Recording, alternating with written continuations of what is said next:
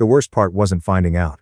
The worst part was realizing my own parents had known for 2 months and said nothing. I'm 31 years old. I work in forensic accounting. I spend my days finding money people try to hide. I notice patterns. I notice when numbers don't line up. I notice when someone's story has gaps in it. That's literally what they pay me to do. So the fact that my younger brother managed to run a secret right under my nose for almost 8 months, that's the part that still keeps me up at night sometimes. Not because I blame myself, but because I trusted him completely. You don't audit the people you love. My brother and I grew up in Guelph, Ontario. 2 years apart. Close enough that we shared a bedroom until I was 12.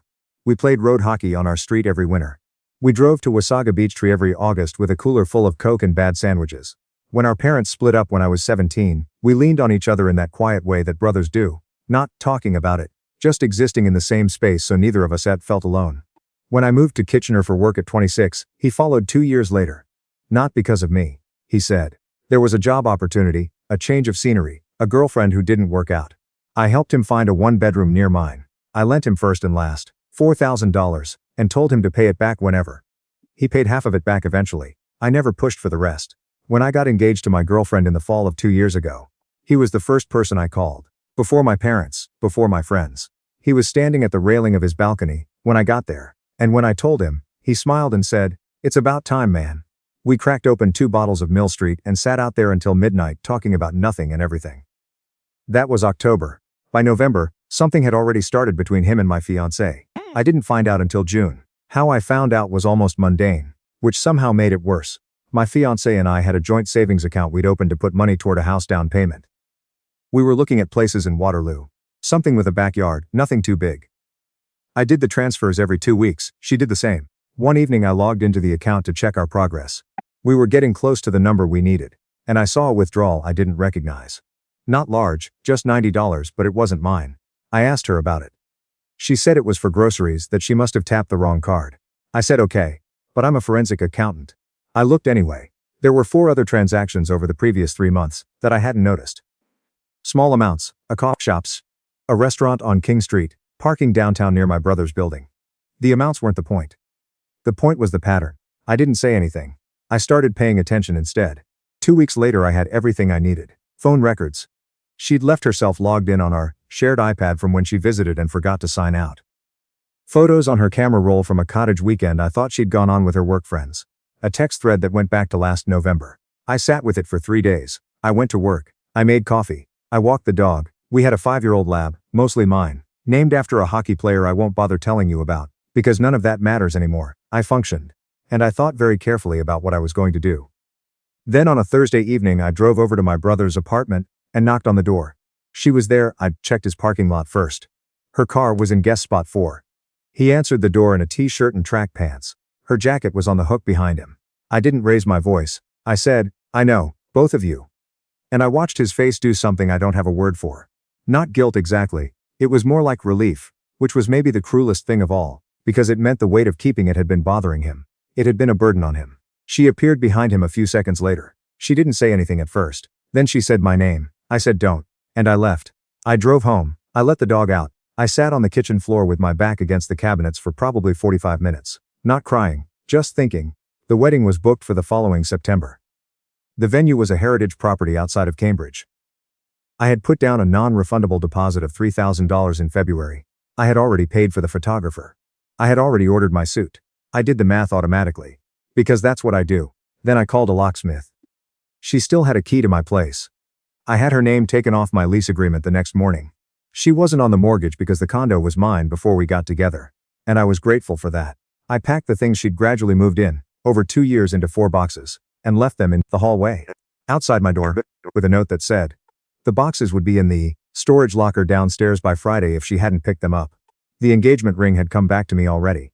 I'd asked for it when I was at the door of my brother's apartment. She'd taken it off and held it out without a word. And I put it in my jacket pocket, and that was that. I'm telling you this because apparently a lot of people forget to ask for it back, and I wasn't going to be one of them. My grandmother's stone was in that setting. It was never going to stay on her finger. I returned her spare key to his building by dropping it through his mail slot. I didn't include a note. 2 days later my phone started. First it was my brother, 3 calls in a row that I let go to voicemail. The messages were what you'd expect. Sorry, I'm so sorry. I don't know how this happened. I want to explain, just let me explain. I didn't call back. Then it was my mother. My mother lives in Guelph, the same house we grew up in. She calls every Sunday without fail, even when there's nothing to say. We talk about the weather and the neighbor's new deck, and whatever's happening in the news, and then we say goodbye. That's our relationship. It is what it is, and I've never asked it to be more. She called on a Tuesday. That alone told me something was off. She said she'd talked to my brother. She said he was devastated. She said she could hear how much he was hurting. I said, okay. She said she thought the best thing for everyone would be for me to meet with him. Just sit down and talk it out, because things like this happen and holding on to anger was only going to hurt me in the long run. I said, how long have you known silence? Not long, maybe 3 seconds. But enough, she said. Your brother told me about some difficulties a little while ago. I didn't think it was my place to. How long? She said 2 months. She'd known for 2 months. My brother had called her in tears in April according to her. He'd told her what was happening. She'd told him he needed to come clean. He'd said he was going to. She'd decided to give him time. 2 months. I was sitting down at backyard barbecues and family dinners and driving her to her optometrist appointment in May, and she knew. She looked at me and she knew, and she said nothing. I told her I needed to go and I hung up. My father, to his credit, didn't call. My parents have been separated since I was 17, and my father has largely stayed out of family matters since. He texted me once, heard what happened, that's wrong. I'm here if you need me. And left it there. I don't have a lot to say about my father either way. But in that moment I was more grateful for that one text than for almost anything else. My mother called again that evening. I didn't answer. She called twice more the following day. On the third day my aunt called. My mother's older sister. A woman I see at Christmas and occasionally at summer get-togethers.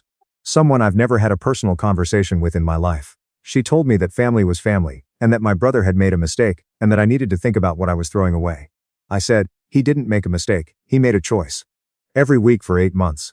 She said, you're being very hard, I said. Have a good evening, and ended the call. Over the next 2 weeks, I heard from my mother 3 more times. From my aunt twice more. Once from a cousin I hadn't spoken to in 4 years. Calling on behalf of no one in particular apparently. Just because someone had felt the need to recruit additional voices. The common thread in all of it, was that I needed to hear my brother out. That he was struggling. That what he did was wrong, but that I needed to think about the future. No one said anything about what I was going through. Not a single person in my family called me to ask how I was.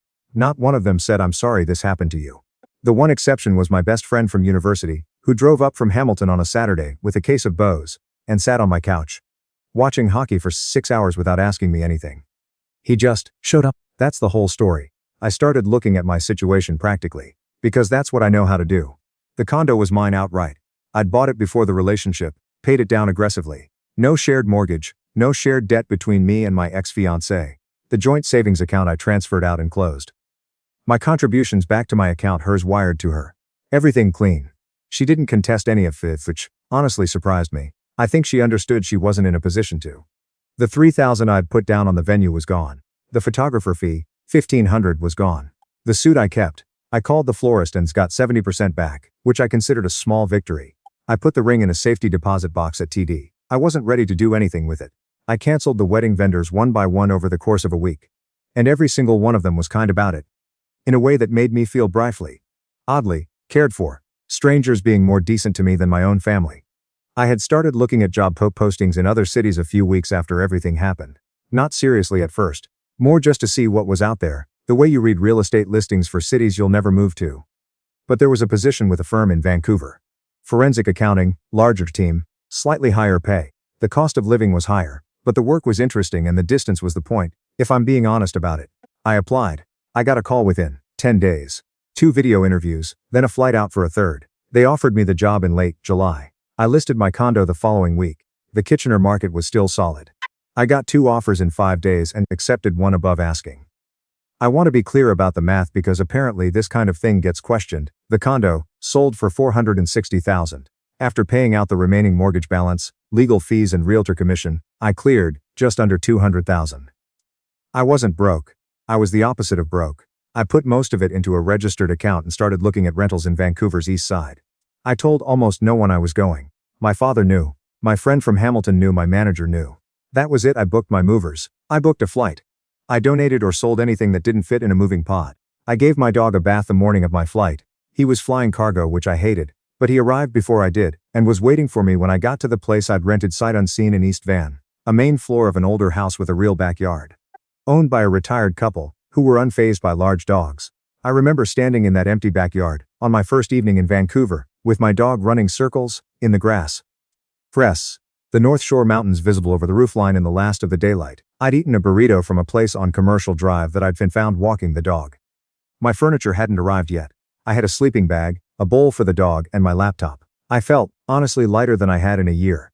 I changed my phone number shortly after arriving. Not dramatically, I just ported to a new plan and only gave the new number to people I wanted to have it. Clean break. No announcement. My mother found out I'd left through my aunt, who'd heard from someone, who'd probably heard from my brother. I don't know exactly how long it took. I got an email to my personal address. My mother is not a big emailer, which tells you something about her level of concern. Asking if it was true that I'd moved to BC. Saying she was worried, saying she wished I'd said something, saying she felt like she was losing her family.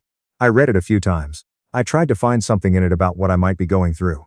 There wasn't much I wrote back. I took my time with it. I drafted it over a few days. Which is unusual for me. I'm normally a quick writer. I said that I had moved to Vancouver for a job and that I was doing well. I said that I had felt very alone in the months after discovering what happened. And that the people who should have had my back had instead spent their energy telling me to be forgiving and patient. And understanding toward the people who had hurt me. I said that no one, not once, had called to ask how I was. That no one had said they were sorry for what I'd been put through. And that until I stopped being treated like the problem, in a situation I had nothing to do with creating, I needed some distance. I didn't say I was cutting anyone off permanently. I didn't say I was cutting anyone off at all. I said I needed distance, and I meant it. She replied quickly. She said she had been sorry. She just didn't know how to say it. She said she'd been trying to keep the peace. She said she'd been caught in the middle. I understood that she believed all of those things. I didn't know what to do with it. I didn't reply to that one. 6 weeks after I arrived in Vancouver, I went for a hike up the Grouse Grind with a colleague from the new firm. The first genuinely social thing I'd done since moving. We talked about work on the way up, and about nothing in particular on the way back down. At the bottom we stopped at a place in North Van and had fish tacos. And he told me about moving out from Halifax 3 years earlier. And how strange the first winter was with no real snow. I told him a little about Guelph. Not about what had happened. Just about where I was from. On the drive home I thought about my brother for the first time in weeks. Not with anger exactly. More like emptiness. Like reaching for something on a shelf you've had your whole life, and finding the shelf gone. I don't know what he and my ex-fiancée are doing now. I don't know if they're together. I don't know if it went anywhere or burned out. I've avoided knowing deliberately, the way you avoid touching a bruise. What I do know is this. I am 31 years old. I have a job I'm good at. I have a dog who thinks the seawall is the best thing that has ever happened to him. I have a backyard. I have a friend in Hamilton who still texts me about games. I have a father who checks in with short, uncomplicated messages. And never asks for more than I have to give.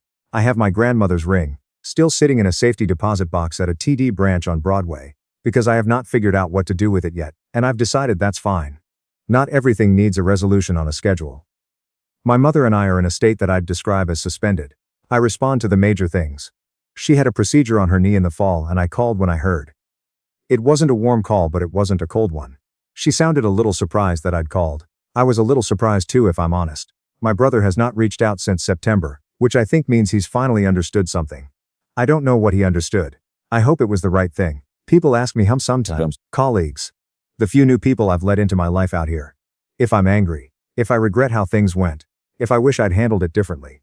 Honestly, what I wish is that I'd had a family that, just once, picked me first. But you don't always get the family you need. Sometimes you get the family you have. And you learn to build the rest out of the people who actually show up.